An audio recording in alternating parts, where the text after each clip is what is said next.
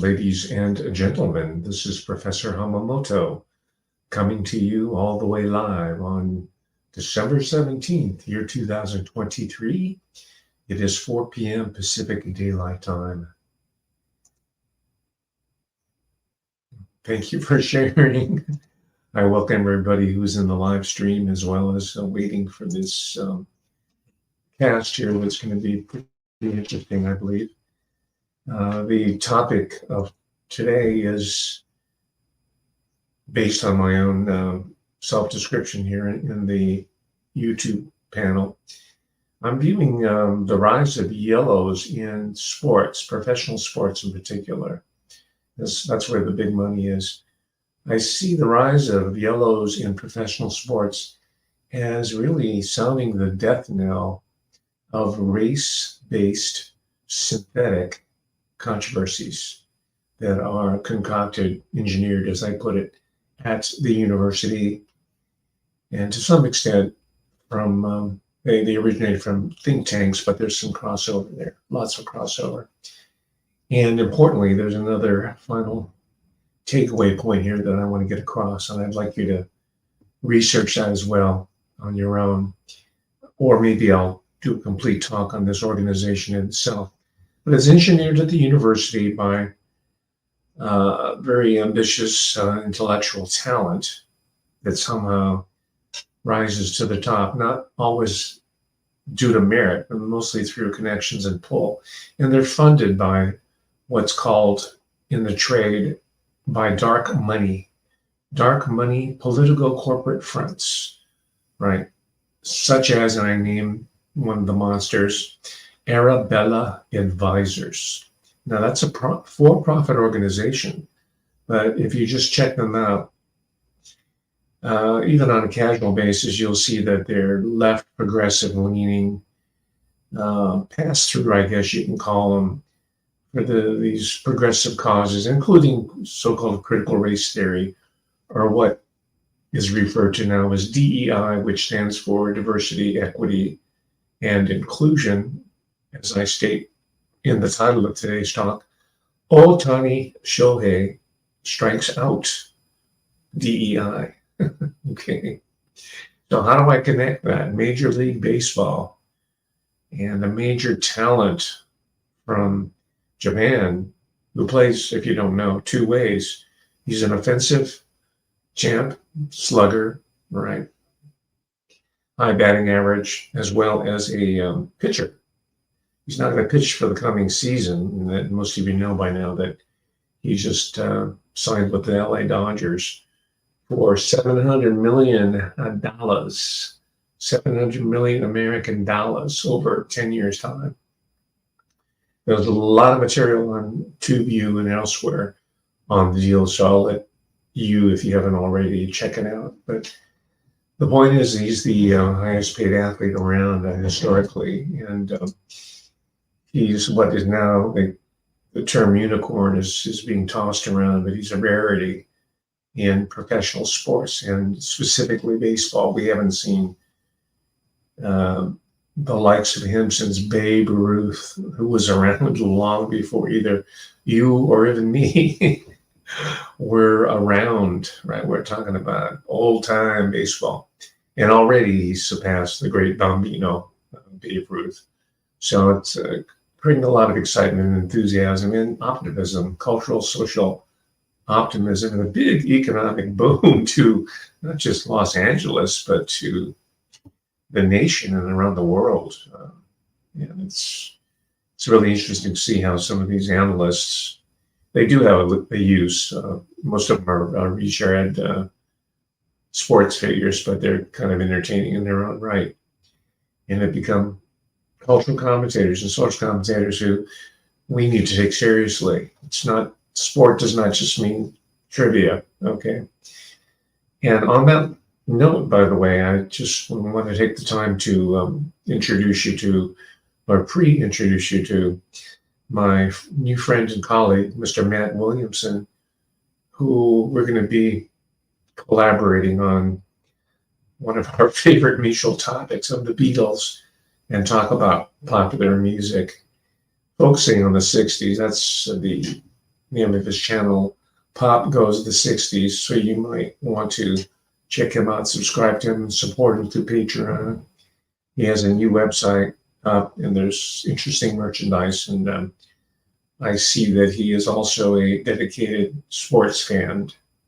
Now, I kind of moved away from sports over the last 10 years or so as I got more deeply into New World Order studies, which is something that I pioneered. I'm not saying I'm the originator of it, but I'm the first one in the academic world to take it seriously and build his entire curriculum across different courses on the premise of principles based on what I'm calling a New World Order theory. That's me. That's my intervention. That's my lasting contribution to academic inquiry. It's beginning to reap dividends. And that's one of the benefits of the internet age, is that we have these shows like YouTube, or these platforms like YouTube and X, formerly Twitter, so that I can circumvent the censors of the University of California and all the rat students and the backstabbing faculty and staff that I'm surrounded by. Yeah, it's an interesting workplace phenomenon. But I endured it, and I don't know if I prevailed over it, but I made my contribution. Right? And that's what today's talk is about. It's about performance. It's about results, right? You can get away in academia, and I'll get to this before I end this talk today. You can get by in academia, or almost any type of intellectual enterprise, the law, medicine even, right? Because we've seen all kinds of frauds in the medical professions, and playing all kinds of mind games with us with the figures and fake data and fallacious arguments and very clever campaigns to mess with us, right? But that doesn't apply to athletics, especially pro athletics, right? Professional sports, because there's a lot of money that rides on this. I don't have to tell you that. I just opened with the career of Ohtani, Shohei, and I encourage you all to pronounce his name correctly as Ohtani, which means literally, means big or big valley. Tani is valley, O is big or major. So it's Ohtani Shohei instead of Ohtani, because then you're talking like Dennis Miller, like, yeah, I'm going to have myself a bento box. So it's Ohtani. It's not that difficult to learn. You don't have to say Los Angeles. You can say Los Angeles or LA. If you want to say Ohtani, that's fine. I'm just trying to put my pitch in here for proper lexicon, especially since I spent most of my life having people correct my English, thinking that I'm a foreign speaker. All right. There's not payback. I'm just trying to educate you here. So let's take a look at if you've been living in a cave for the last couple of weeks, this is what Ohtani looks like. First with the Angels, and then his Japan national team. They won the basketball classic. It's who they beat. They beat the United States. I'm talking about Japan. And gosh, maybe we should hash out our differences on the basketball court, or the baseball diamond, or the putting green, instead of putting the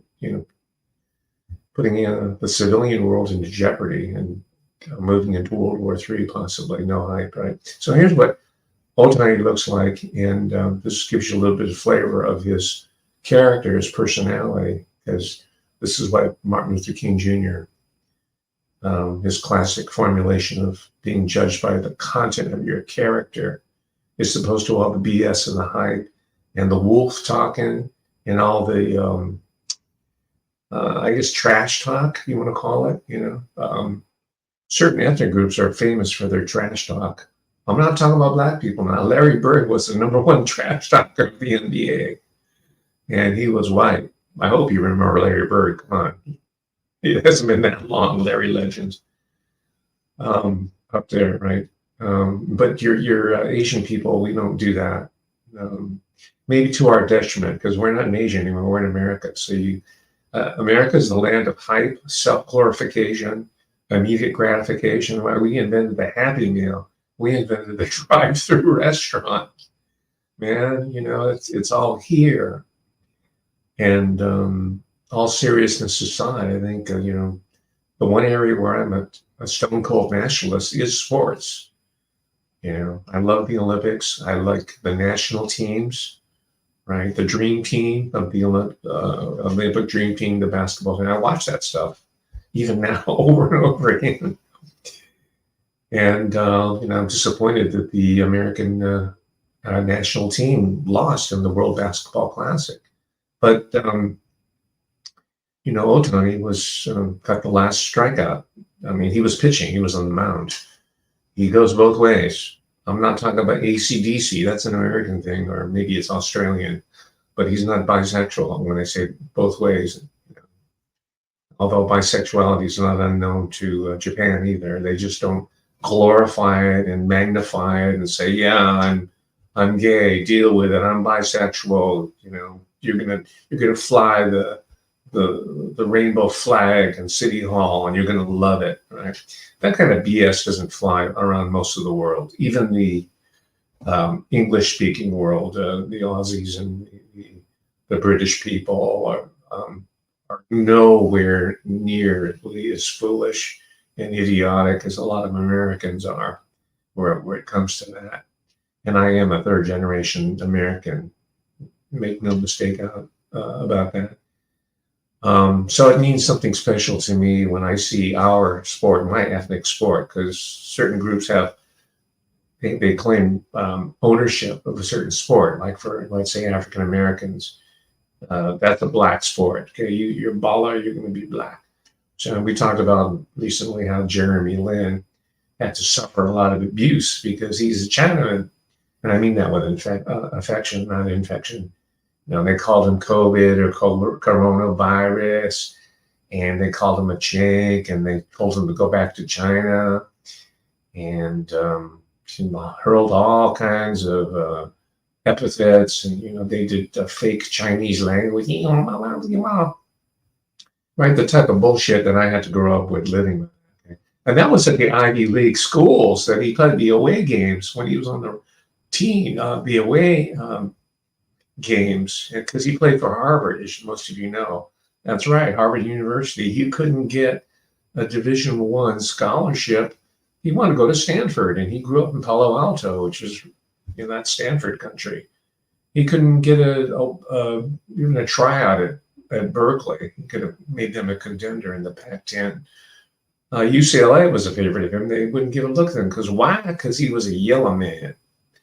So this is how I look at it. The recent signing of Osawa. And by the way, do you see very many yellow sports experts and commentators on either the indies? You might see a couple on YouTube or in the networks. No, you don't, right? Tommy Amaker was a great collegiate basketball coach. She was also the coach of Jeremy Lin at Harvard. So we tip his hat to him. He happens to be African American. So the talent pool is very wide. It's very deep, especially in America, where we have the best. Here's my nationalism coming in, where we have the best and the brightest. And we're number one in everything, right? Because just watch Monday Night Football. You'll see everybody waving the big foam finger, right? Number one. That's who we have to be, number one. Even though the foam finger is now made in China, we're still number one, at least our imagination. But the reality is that in sports, we are still king. And so I see this as paradigmatic of a larger transformation of American society and political economy. Right? We're not just talking about Osawa and his big bucks and how he's deferred his salary and he's only taking $2 million a year, blah, blah, blah. Woof, woof. You've heard it all. But I'm saying that if we want to get back on track and we want to call BS on all this DEI, race baiting pimps in academia primarily, or your little think tanks, I should call them think tanks, F-I-N-K, because you're full of thinks, right? Little spies, little snitches, little rats that scurry around and eat off other people's plates while you think we're not looking. Well, we're on to you, Jack. We're on to you. I should show some of the books I got recently that goes further into the historical origins of what we got today, right? And we're going to get out of it. Okay, that's the good news. I'm giving away the ending too soon, but we're going to get out of it. And sports is going to help us take us there. Not just feel good, but I'm talking about reality sport, because we are going to get back into excellence, performance, and results. Not cronyism, where you went to school, who you know, and who you blow. Okay, that's always going to exist to a certain extent. But the primary means of making it, quote unquote, in American society, and we'll let the other societies grapple with their issues. We can, they can look at us and emulate us if they think it's worthwhile. But I'm just talking about America here. But we're going to make America great again by this renewal of values that have always remained, right? Even through so-called critical race theory, which, by the way, all these indie people, they talk about cultural Marxism and blah, blah, blah. Well, they're worse than the people who originated it, because they're making bank, or trying to, at least, by just circulating these discussions. And they come off all self-righteous about how they're standing for the common American man. I was just reading some BS comment, and this is a good book, but she quotes the great American social thinker Candace Owens. I guess it's to show, because she's white, the author, to show that she's down with the brown, with the black. Because Candace Owens happens to be, a black woman. Yeah, she ends this book on the murder of George Floyd. Even though Candace Owens is part of the black bourgeoisie, right? You might hear me talking like a ghetto person, because I did grow up in the ghetto, okay? Because I grew up under segregation, you dig? I grew up amongst black people and Mexicans and non-whites and poor white trash, hillbilly type. That's my world, okay? So anyway, it goes to show you that even someone who is trying to rectify an injustice done by Derek Chauvin, by a screwed up justice system and political superstructure that is trying to be politically correct by sacrificing his life. And as you know, he got shanked in prison recently. This has serious repercussions, right? I'm trying to take a lighter approach to the topic, but it goes very deep, and it touches upon core issues of our survival as a republic, as a democratic republic here in the United States. So let's take a look at Osama, just very briefly, and just check out his his public persona and compare it to all these dickheads who, the pre-fight, they get up and face to face and try to stare each other down and bump chests, and they have some sort of hype going on, and it's just ridiculous. Just play your game with some dignity and some class, and let's see who the better man or the woman is in that particular event, and let's make that person the ruler, the president, right? Let's have an athletic champion as a U.S. senator or representative or school board member. No, we had enough of these lawyers. They're wimpy. Okay, these are little rats that eat off our plate when we're not looking. We've had enough of them, or these other pretenders. Let's have our leadership come out of the ranks of athletes.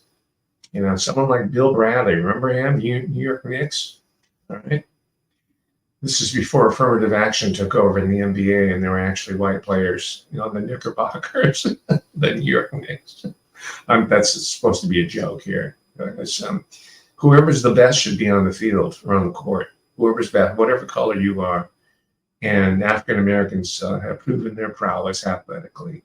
And historically, they've proven their intellectual prowess. If we want to look at it seriously and not just have the discussion of a race or critical race theory framed by these little rats that are in academia or in these think tanks, and they're getting money through Arabella Foundation or Arabella Advisors, right? Advisors, you know what boule means? Literally, that means advisors to the Pharaoh. So they're advisors, Arabella. Check them out. I mean, I think I'm going to do a whole talk on them. There's enough material out on them. Not that the right is any different or any better, really. You've heard of the Koch brothers, and there's all kinds of documentary. It's the same hidden hand, by the way, that funds both. You got it? You know you're David Icke. You know about the hidden hand job, right? You know about Adam Smith, the great Scottish philosopher, the invisible hand. It's more like an invisible hand job that the American public or the world public has gotten into, right? Nothing invisible about it, nothing natural about this little equilibrium. It's all gamed. Right? So why not deal with a real game with rules, with boundaries, with time limits? It's called sport. Okay. So that's Osawa. Let's take a quick look. I keep promising you here.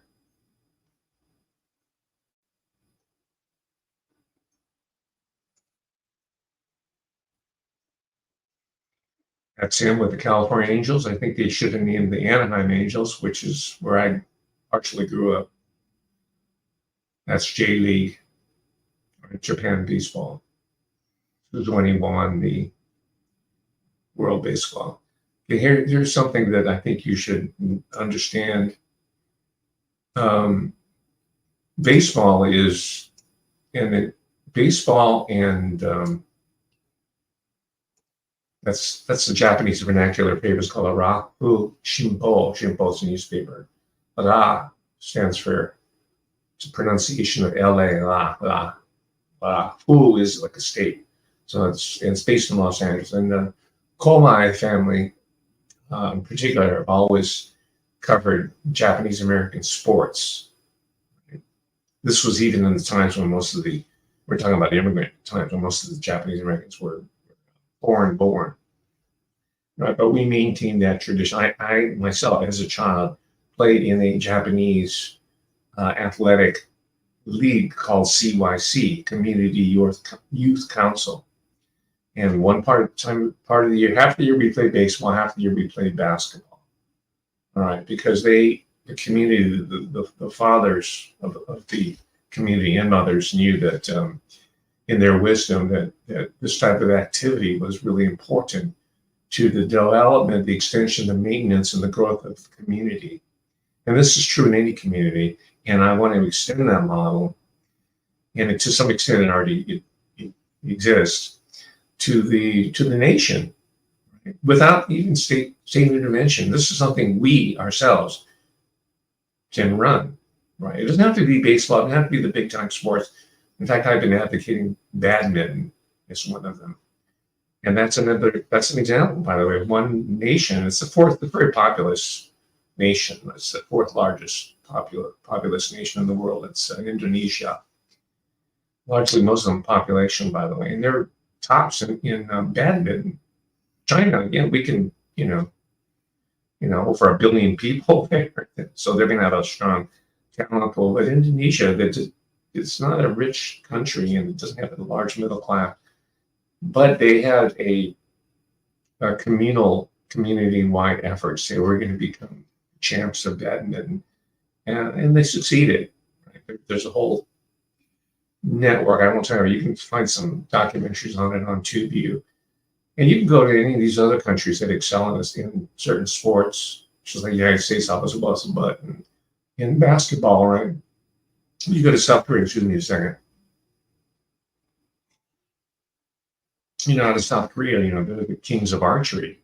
And they're the ones, by the way, who introduced archery as an Olympic sport in, I think it was 1984 Olympics in Seoul.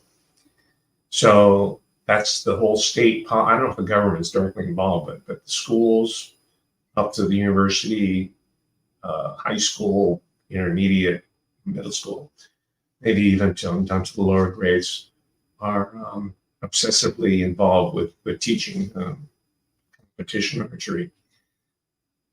So these are all models that can be applied, and needless to say, if anybody who's watching here ever was involved in amateur athletics, you know that even if you're crappy or mediocre like myself, there's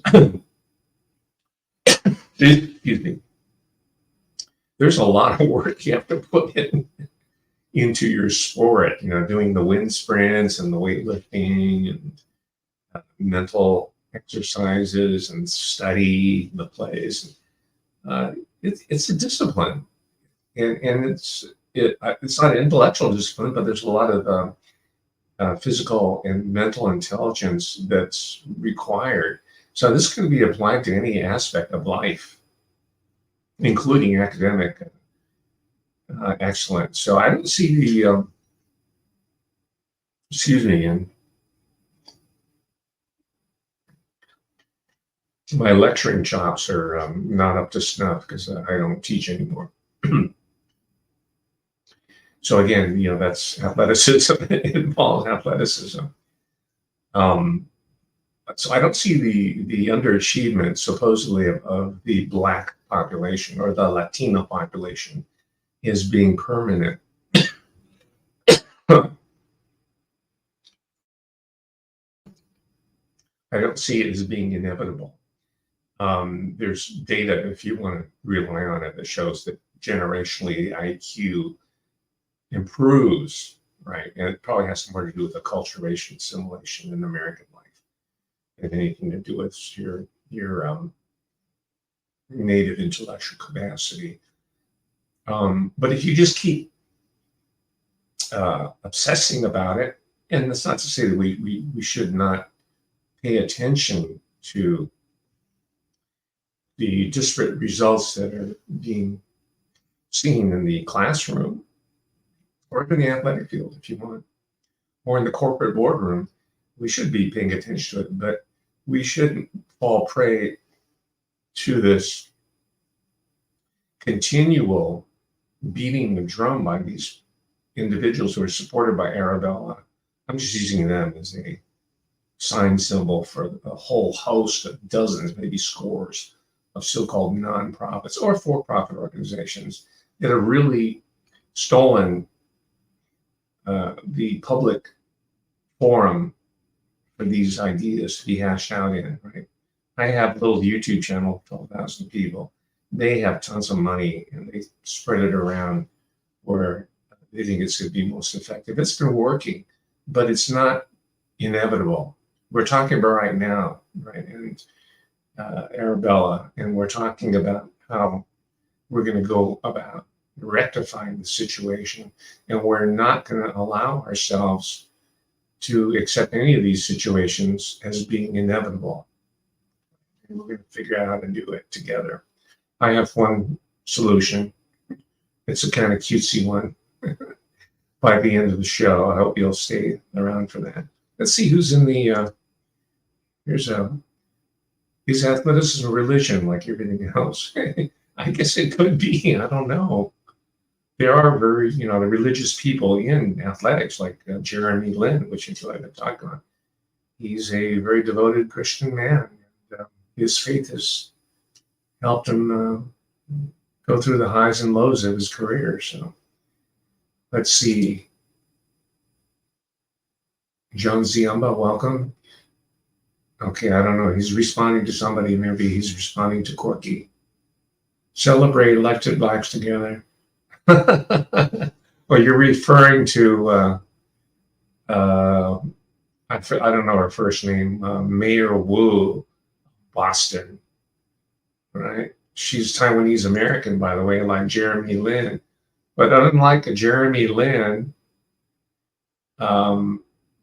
she's not race pimping. Lin was the object of race pimps.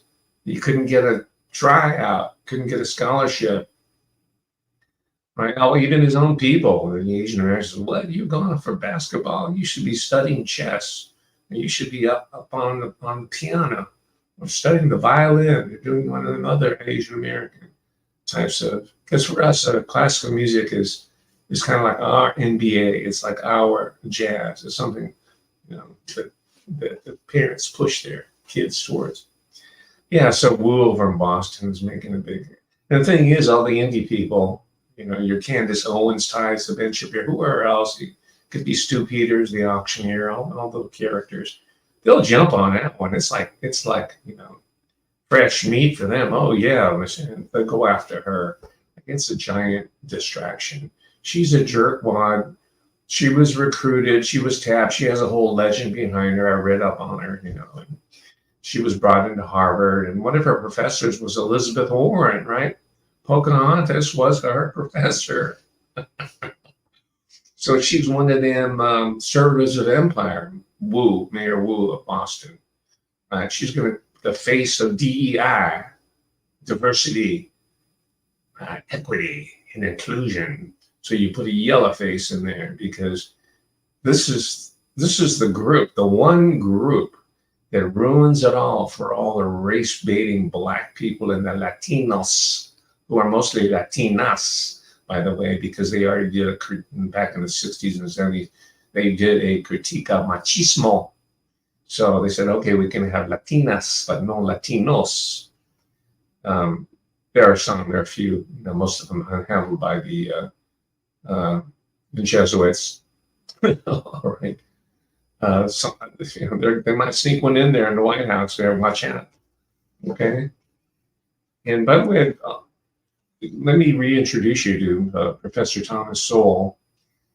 This is his most recent book, I think. It's 2023, Social Justice Fallacies. A lot of it is recycled, to be honest with you, a lot of recycled material in this book. I read him when I was when I was a grad student. I think he was with the National Urban Institute, a think tank. And he had an academic career, I think, but he was at the Hoover Institution for many, many years. I think he recently retired.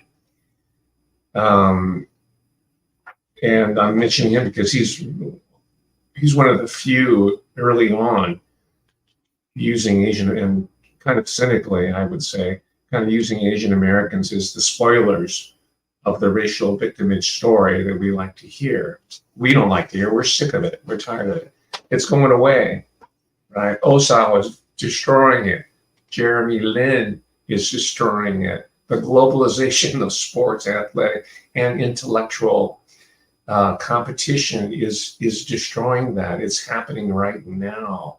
So in a sense, DEI was DOA. Right? Hey, like that DEI as DOA. It was dead on arrival, which is something concocted by the race pimps and funded by Arabella Advisor shadow groups to hand them money, just like Black Lives Matter and Antifa and La Raza, which now knows their name is racist, La Raza.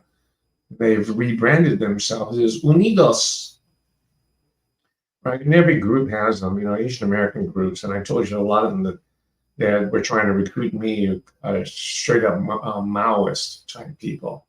When they found out that I was not a fellow leftist like them, I'm familiar with the literature and the movement, but I also know that the history of Mao Zedong, and I know that his great cultural revolution and his great plans to reform and transform Chinese society resulted in the death of 80 million co-ethnics, other Chinese men, Han Chinese, right? Including Uyghurs, I'm sure, but Han Chinese, what we're talking about in the case of Mao Zedong, who was an OSS, New Englander Methodist creation, right? I just ordered the book. I'm going to show it to you.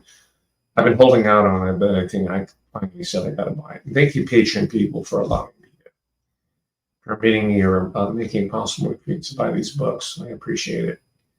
But it details the whole Yale in China program, right? So Wu, finishing up that thought, is part of that process. That's why I call it in my introduction as an engineered, a synthetic project. Okay. kind of a long-winded introduction, but let me bring you back a couple decades, a little painful return to the past memory of one Barry Soetoro or Barack Hussein Obama. Wow, is that ethnic enough for you? Barack Hussein Obama. Oh man, we American president with a Barack and a Hussein and a Obama. Wow. Right? No Winston Smith, Barack Hussein Obama. And by now, hopefully, I know my audience is aware of this, but by now, more and more Americans realize that his candidacy was fake, synthetic, and engineered. There have been tons of documentaries and books, articles, and talks given on his mysterious origins and who put him in place, right? But the point I'm making here, he is, I think, the ground zero, if you want to put it that way, of DEI. He didn't call it, or they didn't call it DEI at the time, but they saw that, hey, they finally elected a person of color into the White House. So we can't use that anymore. So we have to come up with something else. So they started finding out some entrepreneurial professors, right? That's all of them, by the way. You don't get in unless you're a hustler, right? They found some and they elevated them, like the president of Harvard, by the way, Claudine Gay, right? Not Marvin Gaye, Claudine Gay. She's the president of Harvard. I'm sorry, my ghetto English is coming. I'm not making fun of anybody. This is how I grew up speaking. Okay, I had to learn how to speak rat in the rat cadence and the rat pronunciation, right? Because I grew up under segregation in Los Angeles in the 1950s. I keep telling you that because I am not one of them. What do they call super rich Asians? Like that movie, that stupid movie done by a queer director that Hollywood handpicked in order to promote queerdom. Another synthetic engineered con job. Another example of the invisible hand job that's given to the American public. Adam Smith, by the way, was a clergyman, but he gave me an opportunity to coin a new phrase. He coined the phrase of the invisible hand, where everything falls into equilibrium, and I call it the invisible hand job. All right. So if you aren't ready for a reach around by creepy Joe Biden, then please keep listening. Right? It was Obama, and the result, who was a Harvard man, by the way, he wound up there as a DEI. This is an anachronism. There was no DEI. That's more recent terminology. It's just like old shoes, new socks, right? Back then, I guess they would call it affirmative action. He became the editor-in-chief of the Harvard Law Review, and he'd never written a single article. And that's one of the requirements. I don't know if it's stated anywhere in their charter. It's expected that you have scholarly attributes and achievements in order to become the editor of Harvard. And they did it, and I read the books, his biographies. This is not me saying this. There's this claims that they put him in there because they wanted to, the handlers wanted to assuage their white liberal guilt, right? So if there are any guilty white liberals left over, I don't know where you've been for the last 30 years. You've been taken over, man. The con job is almost done. You bought the wolf tickets, as we used to call it. You bought the wolf tickets, and now you're going to pay for it, right? But it's not too late. Because guess what? The great American sport of baseball is going to bail us out, right? Okay. Before I go on, let me take a breather here by putting. Okay. This was random. I can't read the print, so I just kind of click these on, hoping there's no obscenities in there that'll get me, booted. I don't care about obscenity, but TubeU does. Always thought Obama's origins were such, okay, yeah. Tons of literature. Your suspicions have been confirmed many times over. We don't have time to go over some of the stuff, and I've done them on other talks. So we're getting into performance. All right. By the way, just again, to underscore the fact that we have moved in positive directions in American society is, and let me point out to you that we don't have one, not two, but we have three South Asian presidential candidates, right? Let me tick them off. There's a tick them off the list, not tick them off. Dr. Shiva, right, who many of us know and like and admire, takes a lot of cheap shots at RFK Jr. And he's not eligible to run for president of the United States because he wasn't born in this country. Shiva wasn't. I know Barack Obama wasn't born in this country. That didn't stop. He became president for 2 terms, right? This is what happened when lawlessness and other stuff starts to become the norm. The whole system itself begins to rot, and we all go down with it. That's why we need justice, and we need it. We need the state courts and up to the Supreme Court, municipal courts, and that branch of government to start doing their job, right? They're going to hear the case, hopefully. They only hear 100 cases a year, the Supreme Court people, justices or their assistants. Hopefully they'll hear the case of the appeal of Derek Chauvin, right? Here's the book again, Liz Collin, who's a journalist, professional journalist. It's called They're Lying, the Media, the Left, the Death of George Floyd. This is an indictment of the miscarriage of justice that Chauvin befell, right? But that befell Chauvin and the cops that they wanted to charge with him. One of them, who, by the way, was a Hmong, Hmong. These were the peoples that were brought to the United States as refugees in the wake of the Vietnam War because their fathers and grandfathers were hired as mercs. This is where the Golden Triangle is. This is where the opium's coming in. Right? They were working with the CIA and the military, running dope through the whole area to finance that the real, true American economy. And those mercs and their Hmong were brought to places like Minneapolis. It's a very large Hmong American community. One of them was Hmong as a cop.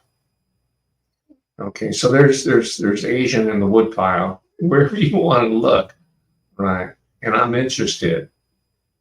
Okay, so anyway, let me see what else is in the bullpen here.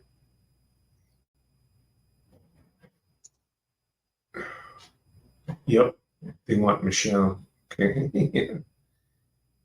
Oh my gosh. Don't get me started on Michelle, man. She didn't live in the ghetto. I lived in the ghetto, not Michelle, right? There's this documentary, who's it by? Joel Gilbert. Yeah, he's done some really good pieces. He did a documentary on the fake Trayvon Martin cop out, right? It's all part of it. It wasn't called DEI, but it's also part of this whole hijacking of our consciousness here in the stories that are being told, right?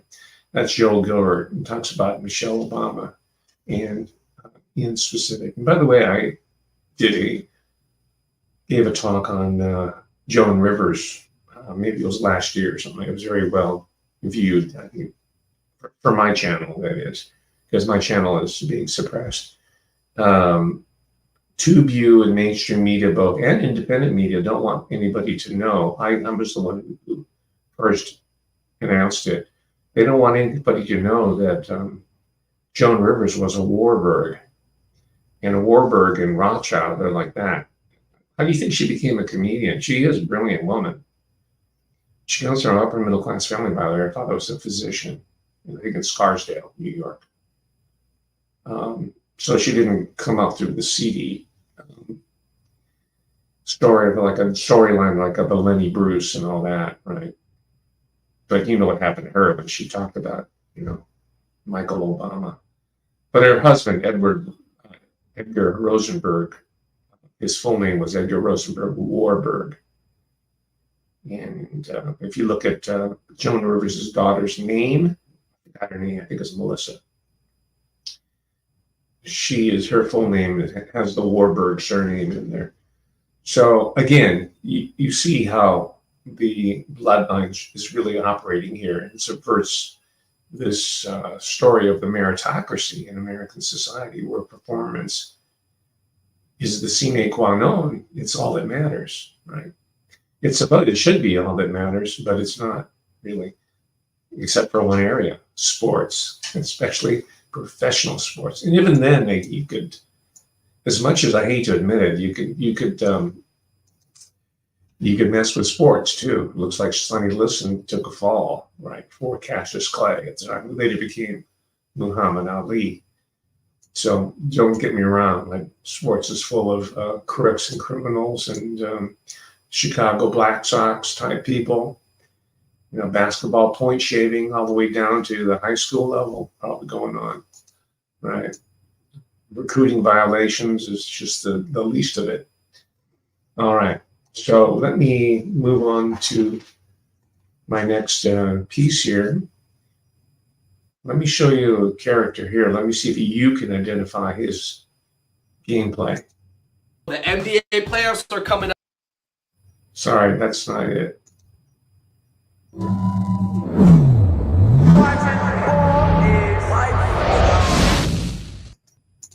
Well, if you get the idea, that's a whole highlight reel of Jeremy Lin when he was 14 years old coming up.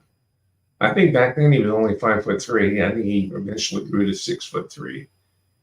And you already know his story, right? So Shohei, you know, and other Dodgers have been blazing a trail, right? You remember Nomo Hideo, the pitcher for the Dodgers? Remember who else? Well, he was at the Mariners. Suzuki Ichiro, right? I saw him play once, by the way. Given LA traffic, however, I missed. He was a leadoff hitter. You know, my friend and I, a radical theorist, by the way, by the name of Karl Marx. He's an expert on Antonio Gramsci. So, you know, these pop-up pundits who wisely, sagely utter the words, "Oh, cultural Marxism." Well, you know, I know the guys who introduced Gramsci in English to the English-speaking, that was him. We were at a baseball game. But LA traffic's so bad, we missed the first ups. You know, the Mariners, and Ichiro was leading off, and we were listening on the radio, and he hit a home run. I said, "Oh, damn, I didn't get to see it," because I was into him, right? But we saw the rest of the game. I don't know if he might have got a couple base hits. He was playing the outfield. He had a really good arm. I did see him throw out someone at the plate on the fly, I think from, left center field or something, strong, really strong. So here's some young bloods, the Fung brothers, who are introducing the Asian players in the NBA. And I don't mean the National Badminton Association. Here we go. The Fung brothers are pretty funny. We're thinking about how many Asians have played in the NBA. I bet you didn't know there's been 9 of them. Well, not what? Check it out. Starting off at number 9, Sun Yue from China. He was on the Lakers when they won a championship in 2009. So the question is Sun Yue an NBA champion?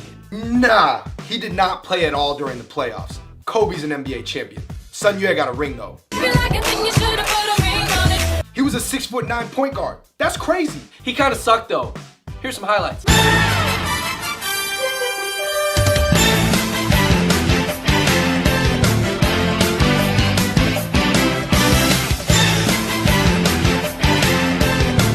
Number 8, coming straight from Japan, Yuta Tabuse. Basically, this dude looked straight up like an anime character or J-pop star. Basically, he's the first Pokemon to play in the NBA. Tabuse played a few games for the Phoenix Suns and then the Los Angeles Clippers. And the crazy thing is, he was 5'9". That's crazy. Yeah, he wasn't that good though. Here's some highlights.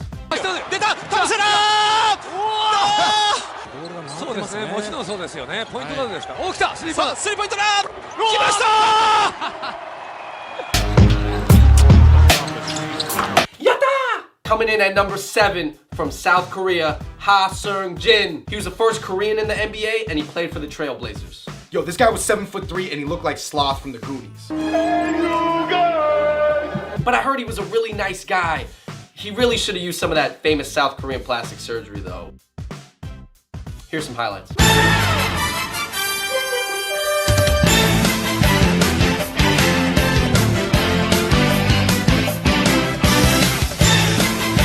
Hey you guys! Coming in at number 6, the first Asian American to ever play in the NBA, Wat Misaka. He was drafted to the Knicks in 1947, so that makes him the first non-white NBA player ever.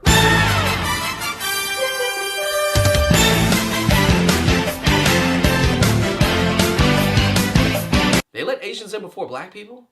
Huh. Number 5, Menge Batir. He was from China, but he was Mongolian. This big ass Genghis Khan looking guy won a championship with the Spurs. He didn't play, but he has a ring too. He looks like a bad guy from a kung fu movie. In fact, he did play a bad guy from a kung fu movie after he retired. Strength of an oxen, heart of a Mongol, speed of a rock. Here's some highlights.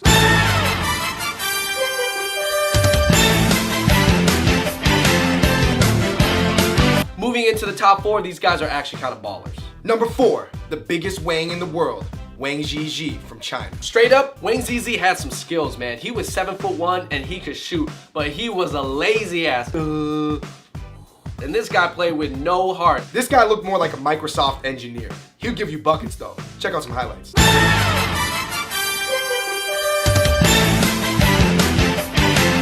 Coming in at number 3, baller number 3, Yi Jianlan from China, or as the announcers would say, Yi Jianlan.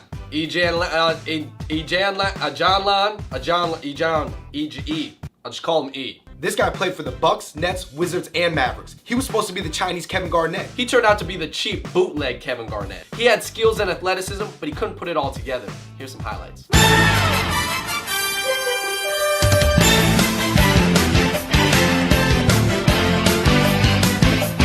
Coming in at the number 2 best Asian NBA player ever, you guessed it, Jeremy Lin. You know the story. He's from Harvard. He was undrafted. Nobody wanted him. He was on the bench, and then he set the world on fire with Linsanity. It was crazy. Jeremy was on the Warriors, he was on the Knicks, and now he's starting the playoffs soon with the Rockets. Here's some highlights.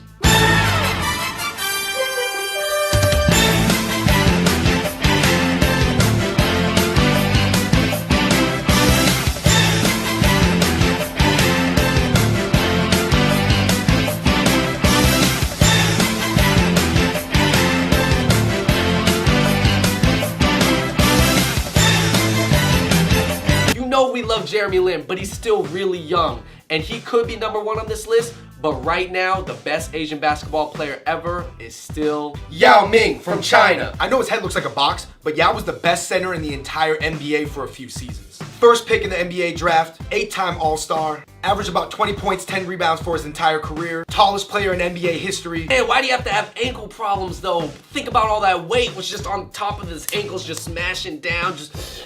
Oh, and he had a great sense of humor. He was just a good dude overall, and just yeah. But at least his career lives on as an internet meme. Here are some highlights.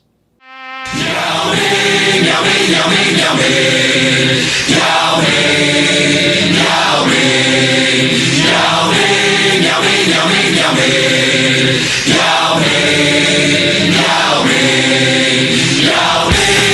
Ming, Yao Ming. That's it for the 9 best Asian NBA players of all time. I mean, there was only 9 ever that ever played. Yeah, thanks for watching. Share it with your friends if you like it. Subscribe to our channel, follow us on Facebook and Twitter. Peace.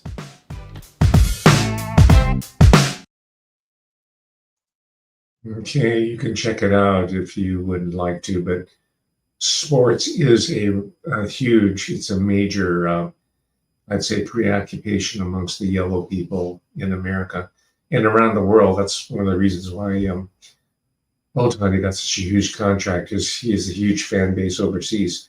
Japan, yes, but throughout East Asia and probably China as well. If I was a Dodger or any major league organization, MLB organization, I would start setting up connections, relationships with China and India too, and start cultivating, again, these community-based talent spots or magnets for future players. I think that's going to be healthy, not just for the sport, but for the American economy. We do it for engineers, we do it for intellectual talent, so let's keep it consistent, right? And introduce other sports as well as the big ones that we all know and love, right? Let's close then, because I think I'm going to devote. I was going to talk about the Derek Chauvin killing, and the George Floyd death more, but I think it's such a serious topic, and there's all this literature and this new documentary, Minnesota Burning, I think it's called, talking about all the stage riots that were going on. Someone in the chat room mentioned that. It was all organized civil unrest. We, meaning the public, don't know who's really behind it yet, but it was exacerbated by these think tanks and by the left liberal intelligentsia. Not all of them white, many people of color, including Asian Americans, by the way. The downside of the whole Asian American thing, I'm talking about yellow people, is that the ones in academia are a bunch of lame-ass do-nothings, mediocrities. There's that one group. They won't say anything to save their own lives. The other part are in with the Mayor Wu of Boston.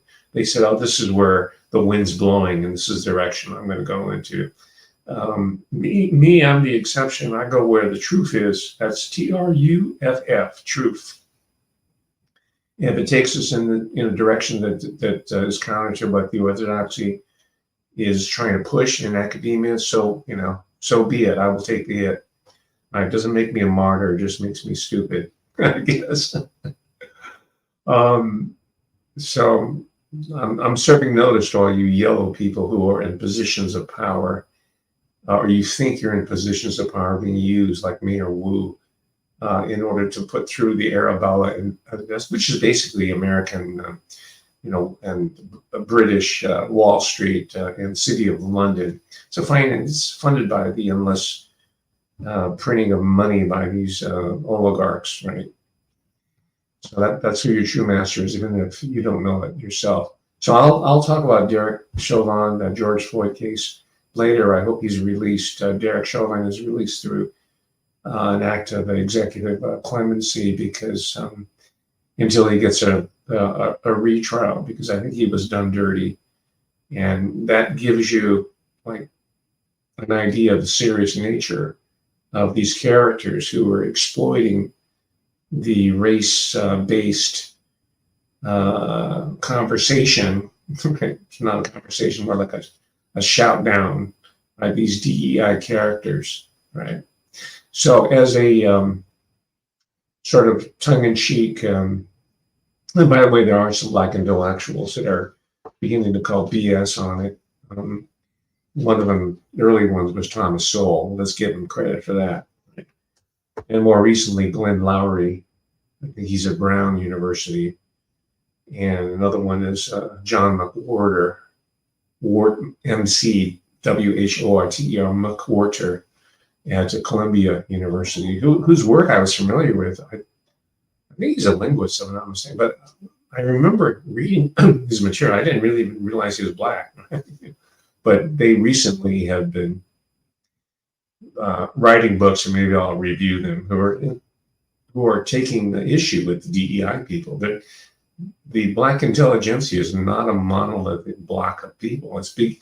That monolith has cracks in it. So let's work the cracks. That's my strategy. And have them amongst themselves and with us, so that we get past this plague, the great DEI scare of 2023 going into 2024. We got a lot of work to do, ladies and gentlemen, and we can't let these distractions get in our way, right? And the sooner that the Latino, the brown, the black, and the yellow, and the white, and all the intermediate shades in between can come together under the great American sports culture, the better off we're going to be. Everybody likes to hoop, or they're super, you might like football, baseball, whatever it is. You get the idea, right? And let me just leave you with a proposal, because the Ivy League schools like Brown, like Columbia, like Pennsylvania, they be dropping the SATs, right? They be dropping the admissions criteria so they can bring in unprepared people of color, except for Asians. They don't want no more Asians in academia, right? Because eventually someone like me will sneak through. But so they're dropping all the objective measures. So my proposal as we leave here today, and I'll come back to close out after this little segment, this little video that I'm running. As a proposal, I would say that in view of the SATs and GPAs and all the different BS lists that you have to tick off in order to get into one of the better schools, I suggest that every child in America be issued a Rubik's Cube. And as soon as they leave the cradle or in the cradle, they can start learning how to manipulate it. And when it comes time to being streamed into a certain area of training or education, there'll be a sort of a decathlon of Rubik's Cube. They'll have a competition. And those who do it under, they'll rank them according to time. The people who perform best on Rubik's Cube, for example, will get into the elite institutions of higher education, or they'll get the top corporate jobs. They'll go to work for Merrill Lynch on Wall Street or one of the other broke-ass companies, firms, rather, corporations on Wall Street, wherever. So Rubik's Cube will be the great equalizer, right? And you're going to get it as soon as you were born. You're going to be issued a Rubik. So here's the model. Check it out. Championships 2023 in Korea. These are the finals, meaning that we're going to take a look at the 16 best cubers on Earth. Who can win the title of cubing world champion? We're gonna start with Dwayne Ramos from New Zealand, who is 87th in the world, so to make finals is kinda insane. You might also notice that he uses a method called Ru, which is not the traditional CFOP method. He's going head-to-head against Hyuk Nam from South Korea, the number 14 in the world, so he's crazy good, and he has already made his country very proud by getting medals in bigger cubes. He's starting off with a solid 5.57. The crowd goes ballistic. Back to Dwayne. Now you'll notice that there's 5 souls for each average. In an average, the worst and the best time aren't counted, so it's the average of the middle 3 souls. And Dwayne gets a 6.99, which he's not happy about, but still it's an impressive solve, right? Hyuk Nam, by the way, could have been 2017 world champion if his timer didn't malfunction, so let's hope that doesn't happen this time. But he gets a 6.62. You have to know, guys, there were thousands of people standing in the crowd, so even if they perform decently, it's amazing because, like, with all the nerves to still be turning accurately, and the nerves is probably what got to Ramos for this solve. But back to Hyuk Nam. By the way, if I'm mispronouncing these names, I'm very sorry. I do my best. He has some lockups at the end, which 7.55. He's definitely not happy about that. Dwayne telling everyone to shut up because he's trying to focus as he picks up the cube, kind of locking up a bit. It's once again, guys, it's so tough with all the crowd. 7.16. He's not happy about that, but still a lot of people will find it very impressive. But you will see the further we get to the list how insanely fast people can be at solving the Rubik's Cube. Hyuk Nam, the cube is in a line, which makes this a +2, so the time becomes 8.74, which just ruins his average. Let's see if Dwayne can get a good last solve for his average. The Ru method is more optimal than the CFOP method, so even if they pause, the time can be really good. But unfortunately, the last solve, 8.6, he's not happy about that. Back to Hyuk Nam, see if he can do something crazy for the last solve. Kind of calm, but very accurate turning. Some small lockups, the crowd is not happy about that. But anyways, Hyuk Nam, you made your country proud. Still 7.57 average.